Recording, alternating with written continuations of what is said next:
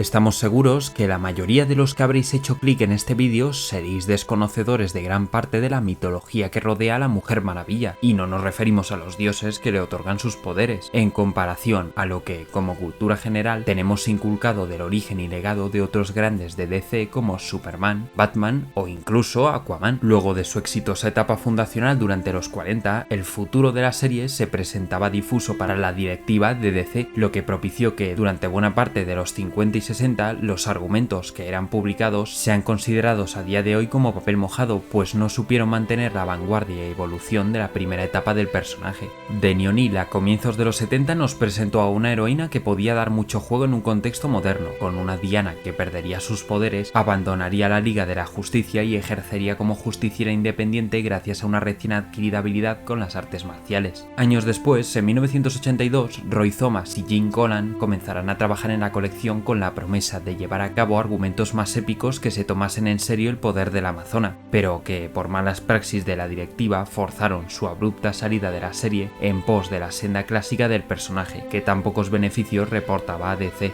La existencia de Diana durante estos años es reseñable gracias a la serie protagonizada por Lynda Carter, que aunque icónica, no tuvo la repercusión suficiente para propiciar un repunte notable en las ventas de cómics. Por momentos parecía que Donna Troy, un importante miembro de los Nuevos Titanes, brillaba con más fuerza que su versión adulta. Así fueron los días de una serie que, se comentaba, seguía publicándose para no perder los derechos sobre el personaje, y que parecía anticipar una muerte en un futuro no muy lejano. Y esa muerte llegó a mediados de los 80, pues la Diana de Tierra 1 pereció durante las crisis en Tierras Infinitas. Al final de las mismas, Marv Wolfman y George Pérez le dedicaron toda una página al personaje, donde veríamos la ascensión al Olimpo de la Wonder Woman de la Edad de Oro y el aparente regreso del alma de la Diana moderna a las arenas de Themyscira. Cuando Pérez dio por finalizada su titánica labor en las crisis y tras despedirse de la serie Tales of the Teen Titans, se tomó un merecido descanso, hasta que se le ocurrió preguntar por el devenir de Wonder Woman. Los reinicios de Superman y Batman contaban con John Byrne y Frank Miller, y apenas se sabía algo del de la Mujer Maravilla.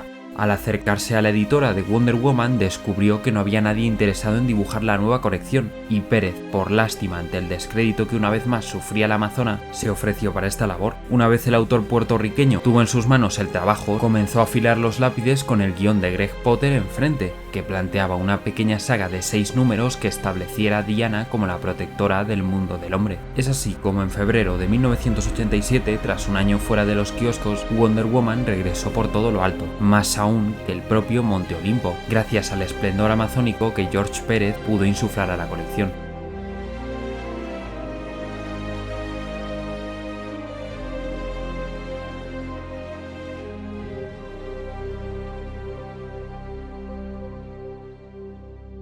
El mito de Wonder Woman no comienza en nuestra época o en la Segunda Guerra Mundial. Esta fábula se origina en la prehistoria, con la muerte de una mujer inocente a manos de la violencia inherente al hombre. Esta y muchas otras almas de mujeres a lo largo de los tiempos serían condensadas en una parte casi desconocida del inframundo. A esta caverna llegarán eones después Atenea, Artemisa, Hermes, Deméter, Hestia y Afrodita, diosas que planean poner fin a las amenazas del disco Loares con la creación de una nueva raza, las Amazonas, reencarnaciones de todas las almas perdidas de estas mujeres pasadas. Las poderosas guerreras serían las elegidas para guiar a la humanidad y se harán famosas por toda la Hélade, mas las envidias y miedos del semidios Heracles las convertirán en esclavas. Se liberarán por medio de la violencia, dividiéndose en dos bandos, el que servirá a Ares y el que se exilió a Isla Paraíso, un bastión en el que vivirán y harán sociedad alejadas del mundo del hombre. Pasarán los años, las décadas, y el oráculo Menalipe dará una noticia: las diosas bendecirán a la reina Hipólita con una hija que nacerá de la arena y albergará los dones de aquellos antiguos dioses que plantaron cara a la amenaza olímpica.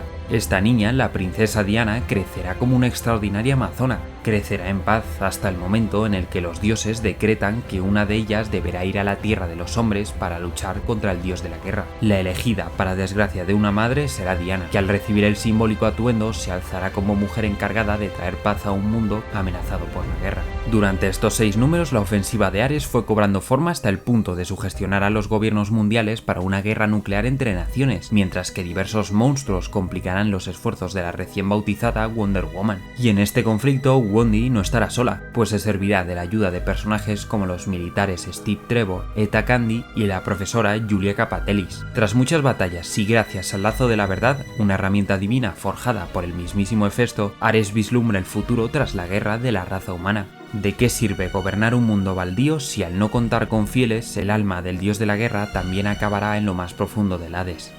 Pese a que en sus inicios el guión contase con la autoría de Potter, es innegable la activa participación de Pérez, pues ya en el tercer ejemplar de la misma comenzó a servirse de su amigo Len Wein para confeccionar sus propios argumentos. El dibujante se pasó meses documentándose sobre la antigua Grecia, su estilo artístico y la herencia de la filosofía helénica en nuestra sociedad, logrando poner en relieve el trasfondo mitológico de las Amazonas a través de sagas y argumentos que explotarán lo más épico del politeísmo olímpico. También, este trabajo despertó en el autor una nostalgia por las películas que le habían encandilado de niño, en especial en las que el artista de efectos especiales Ray Harryhausen había dejado su impronta mitológica, como Jasón y los Argonautas o la épica Furia de Titanes.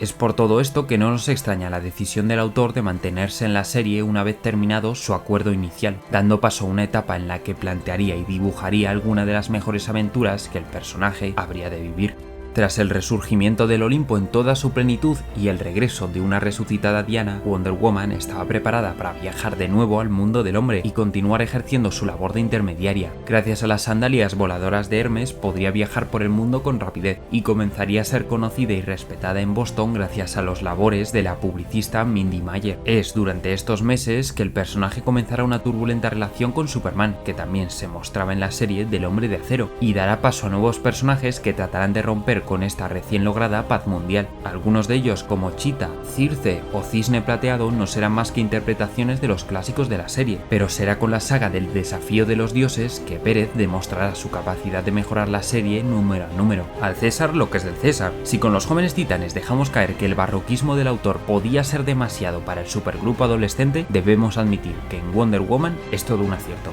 El panteón griego, tanto como su morada, el Monte Olimpo, presentan un diseño tan único como espectacular, mezclando la arquitectura imposible del ilustrador Escher con un gusto por el clasicismo que logra gran sintonía con el dibujo del autor. Diseños como el de Ares lo vuelven intimidante, y las diferentes criaturas procedentes de la metamorfosis presentan unos diseños nunca vistos por el lector de cómics. La Isla Paraíso no podría ejemplificar mejor su nombre, y el Hades, con su silencioso barquero Caronte, se nos muestra tan desolador como podríamos imaginar al leer las viejas leyendas. Lo mismo sucede con las composiciones de páginas, que aunque en sus inicios podrían regresarnos momentáneamente al agobio continuo de las crisis, poco a poco van dejando paso a páginas más limpias pero que no van perdiendo la frescura en su lectura, logrando representar paz y tensión cuando el guión lo requiere. Un guión del que se haría cargo en su totalidad desde el número 17 de la colección, momento en el que la explosividad del autor comienza a no tener parangón. Muestra de ello dan historias como ¿Quién mató a Mindy Mayer?, un ejemplar dedicado a desgranar el asesinato de la representante, escrito como si de una crónica policial se tratase y que cuenta con una portada que atisba una concepción única del cómic.